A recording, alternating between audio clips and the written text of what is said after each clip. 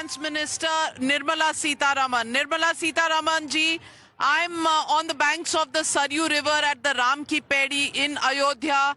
You are today in Tamil Nadu where you are at a temple which connects south of India to the north of India to the story of Ram. Significance of the place where you offered prayers today, Nirmala Sitharaman, would you want to share it with the people of India?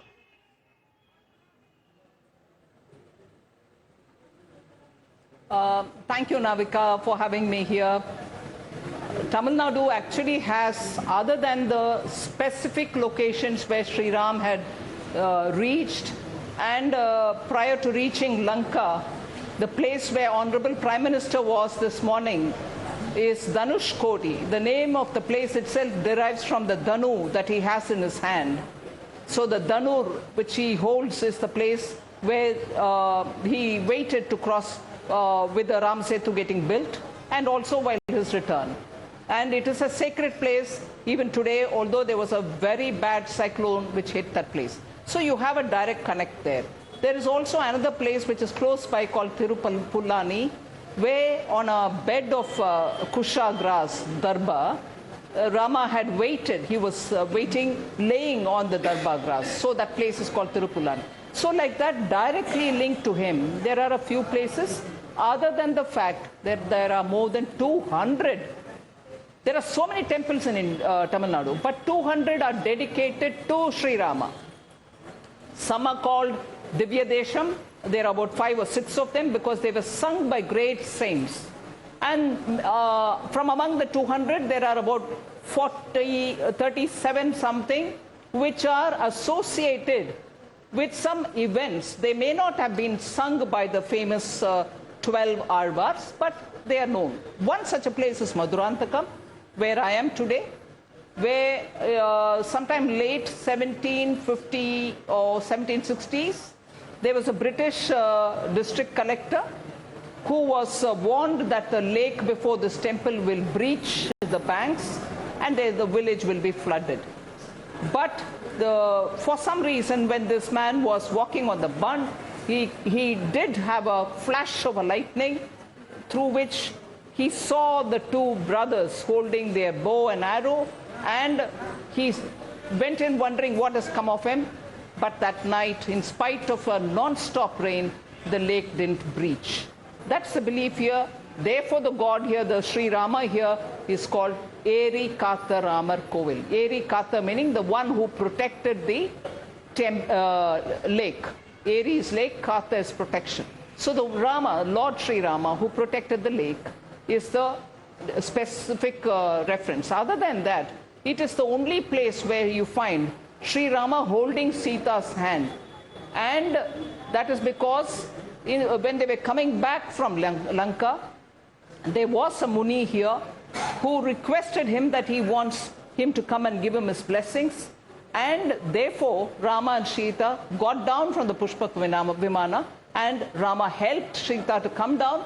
And therefore, Sri Rama and Sita are seen here holding, Rama holding Sita's hand. Even today, that's a Mulasthana Murti. So that's a speciality of this temple. And the collector who had seen the vision of Sri Rama here and Lakshmana here has built a particular mandapa in which in the stone it is etched that he had a darshan through a lightning. That's a very important part of history that you have related today, Nirmala Sitharaman. But many are not seeing the religious significance, the miraculous significance of the connection. In fact, statements have been made that when you get a lot of seats in the south of India, then EVMs should not be blamed, and people should believe that you got these seats because you're taking the Ram Mandir slogan right to down south.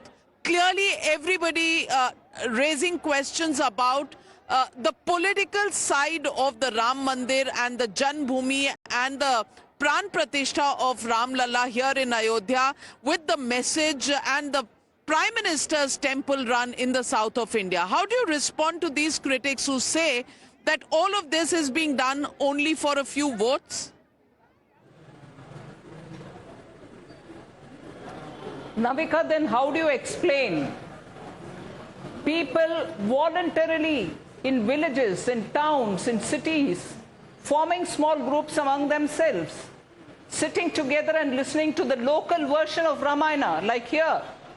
Kamba Ramayanam is a beautiful Tamil verse, exactly like the Valmiki Ramayana, but with local flavor and certain small additions and deletions. So people are gathering together on their own. There is no party flag, there is no leader who's herding them to do all this.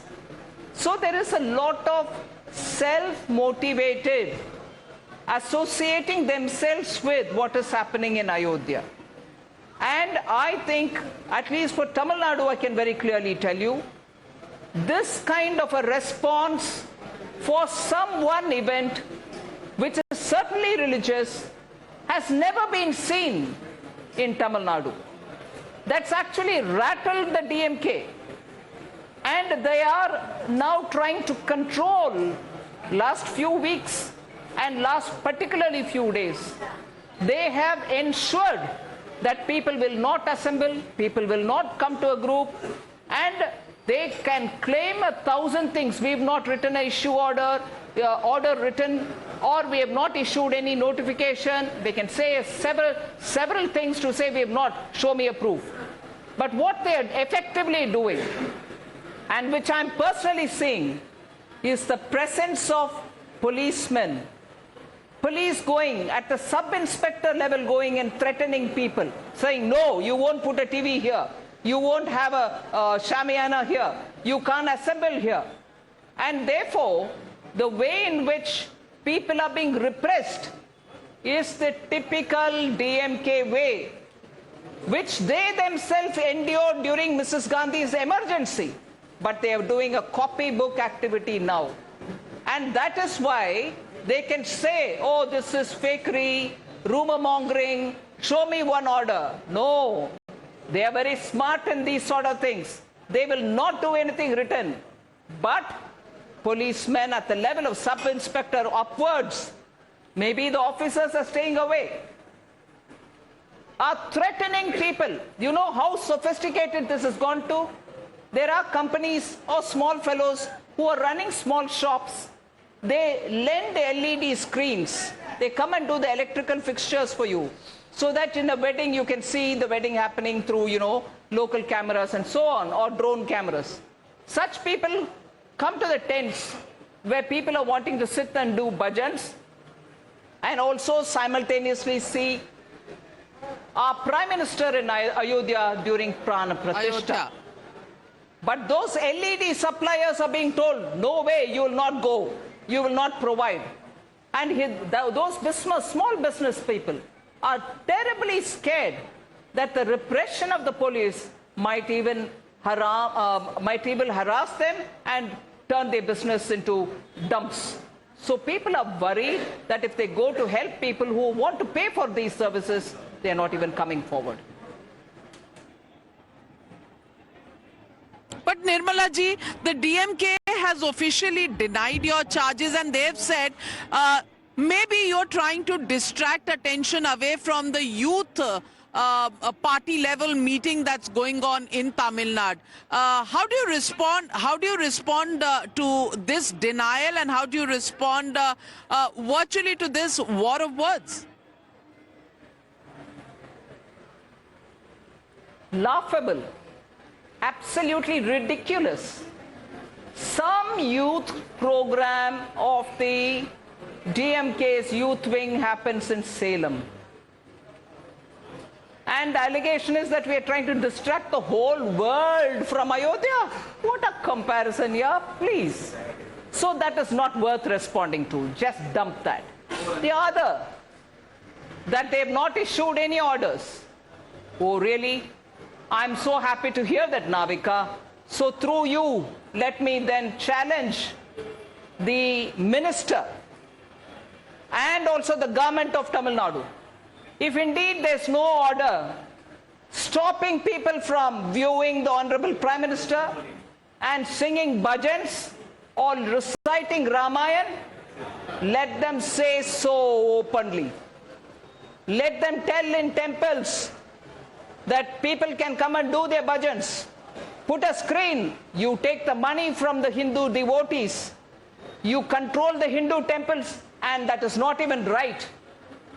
You take the monies from the contribution made from the bhakta. Please establish a TV in the temple, a television screen, and openly say, we wouldn't have any objection, and we would welcome Hindu devotees to go to the temple and watch the program which Honorable Prime Minister is doing. You are welcome to watch the live telecast. Say that positively. Don't hide behind bushes and say, no, I have not issued anything. We have not stopped anybody. We don't want any of that. Say openly. This is Aranilayat Turai, which means Hindu religious and charitable endowment, for which there is an exclusive minister. And as I understand, that minister's business is to help Hindu in performing their lifestyle, easily going and doing the worship in temples and facilitating everything in the temple. Let him issue a statement today. We have not stopped anyone. On the contrary, I will facilitate because I am the Minister of the HR and CE. And therefore, let the Hindu bhakts go to the temple, watch Honorable Prime Minister participating in the Prana Pratishtha. So no negative statements. Let them give a positive one.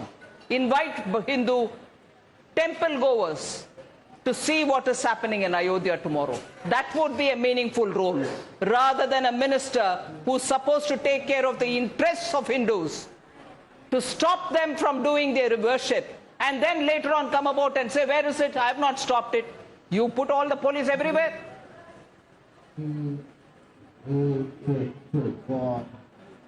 Miss Nirmala Sitharaman, there has been a face-off between the BJP and the DMK ever since Udaynidhi Stalin made those anti-Sanatan remarks.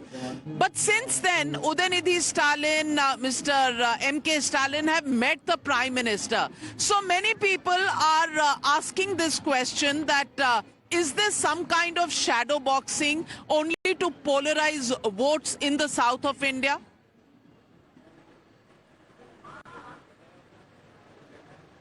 Well, Navika, most of the people who are doing these today and who will want to do it tomorrow have nothing to do with politics. There certainly people will go and vote and all that.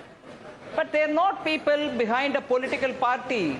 They want to do it themselves. Unknown small temples. People want to gather and watch the Prime Minister and watch the Prime Minister's program tomorrow. Earlier, when Prime Minister was in Kedarnath in Uttarakhand, televised shows were held in temples. The same Tamil Nadu allowed it. Today they don't want to allow PM. So I have no inclination about any politics in this.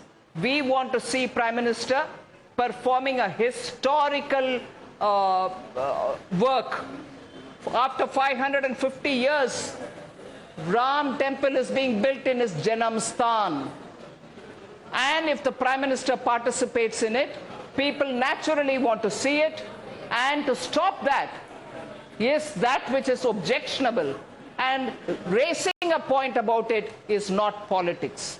Hindu right for his way of living and for his worship is being encroached upon. And if we call it out, if you say that it is politics, I'm sorry, that's a wrong reading. Hindus have a right to worship, and Hindus have a right to worship in temples. Hindus have a right to worship even in any common place, because this country belongs to all of us. Part of worship in Hindu is also doing Nama Sankirtana. We walk in the streets and invite people to join us. how do you respond to all the political parties who have declined to attend the Pran Pratishtha at Ayodhya, saying that this is a BJP RSS event, and people like Rahul Gandhi have said that religion is something very personal. The BJP is using it for politics. Sam Pitroda says that he is very worried that this country is going to become a Hindu Rashtra. How do you respond to all of these allegations as well as the declining of the invite for the Pran Pratishtha? I want to put this question back to you. If it was so personal, religion is personal, why was there a meddling in the Shah Banu case? Religion is personal, na? Chhod do bhai. Who involved themselves, even going against the court? Is that not political interference into a particular religion? You wanted to do it, you did it. That time religion is not personal. Only when it comes to Hindus, religion becomes personal. And who, after all? Remember, they claim it was Rajiv Gandhi who did something in Ayodhya first. They are confused. They don't know whether they should take credit for it or whether they what is it? Kapat Kulvana. Who did it? Somebody in Congress, right? At that time, they didn't think of it.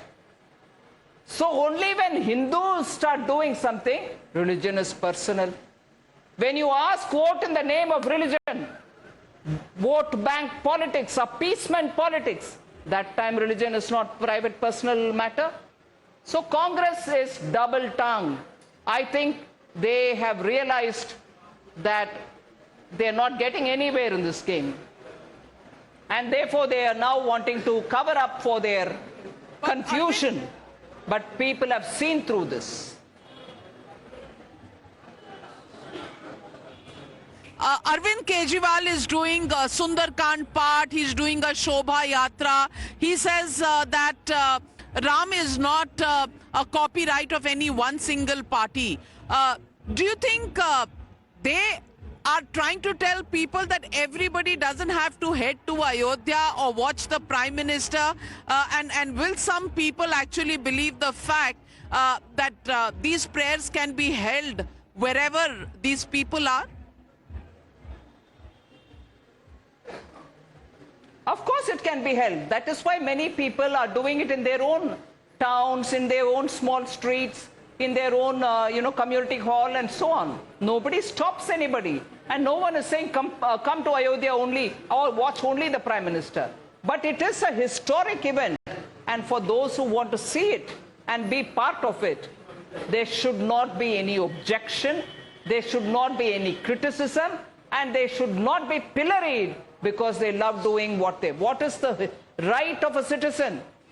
Suddenly only that comes into mind for people when there is Hindu decision making where he wants to do something along with the Prime Minister. No, we don't want that. So these are complete hypocrites. They want to do what they want to do, and the calculation and making politics out of it is their business. And lastly, if you tell me that BJP is making politics out of it, haven't we said right from Jansang days that this is a total injustice to the Hindu population? Ram temple was broken down, and over which a mosque was built, and we shall do a legal fight and carry on with it, has been openly stated position of the BJP. But today, having reached this situation, the country wants to be a part of it. And there are governments like here, like West Bengal, like DMK here and Trinamool Congress there, all of whom want to obstruct it. Not healthy in politics. Thank you. Ma'am, you come from a place which is down south. I want to ask you, Shankracharyas have a lot of relevance as far as the Hindu dharma is concerned.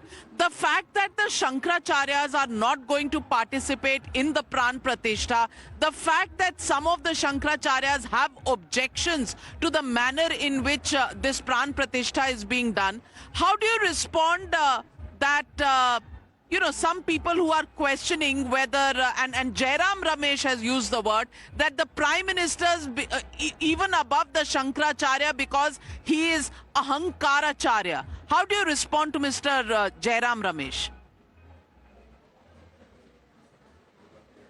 It's really sad what Jairam Ramesh speaks is really sad. He's trying to please his boss, who's Rahul Gandhi, and therefore says things which are beyond the realm of being reasonable. As regards Shankaracharya, I just want to very clearly say there are all our gurus. I don't want to comment on gurus and their positions, but surely the Sringeri Shankaracharya, first of all, Adi Shankaracharya founded only 4 mutts. And there are several other mutts to which he had visited, so they also are part of the Shankaracharya scheme of things. Sringeri Jagadguru, who's from Karnataka, has very clearly said, I am happy that this is happening. That mutt has a very direct contact with Dasharath Maharaj and Ayodhya for the Putra Kameshti Yaga. It is a Rishya Shringa Maharishi who had to go from Sringeri all the way to perform Shringagiri. He is after Sringeri, and therefore Sringeri Mutt is sending its administrative in charge, Sri Gauri Shankar, to participate. And both the Sannidhanams, as they are called, have given their statement saying, we are happy that this is happening. So for people who just say all Shankaracharyas are against, no, Sringeri Swamiji has said this. So has Kanchi Swami gone there today in Ayodhya, Kanchi Kamakoti Peeth. The Shankaracharya has gone to Ayodhya today. Dwarkadish Shankaracharya has also said that he's happy. I'm not commenting on any Shankaracharya who has any different view. But this Pran Pratishtha is also being done by the chosen Pandits, and in the presence of PM, who is also going to witness the Pran Pratishtha, where the Anka Bandhan will be removed and the beautiful grace of the God will be available for all of us to say. So to mislead people as though this is not happening as per the Agamas is absolutely wrong. Ms. Nirmala Sitharaman, before I let you go, I just want to ask you one last question on the fact that tomorrow, when the Pran Pratishtha will happen in Ayodhya, and around me at the Ram Ki Pedi near the Saryu River, which is flowing right next to me, there is a sense of anticipation. You are going to be in Kanchi, where you will simultaneously do the prayers. I want to ask you the significance of the temple where you will be, and how this is going to be a unifying factor between the north and the south, because so much has been said about the differences and the divisions between the north and the south. How do you see this entire effort to rediscover and reclaim our civilizational history and Lord Ram uniting south of India and the north of India? Navika, this is the most critical question, and you've asked it at the end. Sri Ram is himself a unifying factor. Look at the people who are closely associated with him. The Nishad, the Sabari, who's from the forest. She gives him what you call in Hindi, juta, fruit, after she tastes it, and gives it to him, and he happily accepts it. And then, who is Hanumanji? Kishkinda is somewhere between Andhra and Karnataka border, more in Karnataka. Jatayu fell very close to Lepakshi, where Honorable PM went and had a darshan in that Veerabhadra Swami temple. Tamil Nadu, Dhanushkodi, where he sits and does tapas. Agastya, who is so closely associated with Tamil culture. So much he is written on Tamil language. He comes there to meet Sri Ram and tells him, don't you be worried, because the sea was very dynamic or robust, and it was very agitated. So Agastya teaches him, worship the sun, Aditya, and it is he who will calm the sea down and the bridge can be built. The famous verse called Aditya Hridayam was said here by Agastya, who is so associated with Tamil. Podigai Malai is a extension of the Western Ghats which comes into Tamil Nadu, and in that Podigai Malai was Agastya, and from Podigai Malai comes the only perennial river of Tamil Nadu, which is Tamarabarani. That perennial river, Tamil Nadu otherwise has only rain-fed rivers. That perennial river goes through districts like Tirunelveli, Tenkasi, and also Thoothukudi, where it goes into the sea. Agastya is a champion of Tamil Nadu. He teaches Rama what to do in a situation where he's all despondent. He's not able to cross to Lanka. And the way in which it had to be done was taught by Agastya, who himself belongs to Tamil Nadu. So, Ram is a unifier. Every state has something which they say is linked with Sri Ram. And that is why in Tamil Nadu, they think he's a unifier. Those who are the ones who do not want a unifier are of the separatist ideology. They've lived with it for a long time, for 70 years. And today, when you're talking and reviving the thought of a unifier, it rattles them. And we are not doing anything. No one party is doing anything. People are coming on their own. 200 or more temples in Tamil Nadu on Ram. And you still ask me, what is the significance of Ram for Tamil Nadu? He's here. I mean, come on. Take the names of people. I want to say this for my vicarious satisfaction. The so-called leader of the Dravidian movement, who they think is the biggest leader that they've had, and therefore call him as Periyar. What is his name, pray? Ramaswamy Nayakar. He didn't change his name, although he was behind putting Cheppal Mala to Sri Ram. Tell me how many people in Tamil Nadu have one or the other name of Ram? Karunanidhi, former chief minister. I respect him. He was a Tamil scholar. Who is Karunanidhi? The one whose wealth of Karuna, other than Sri Ram. So that's it, Navika.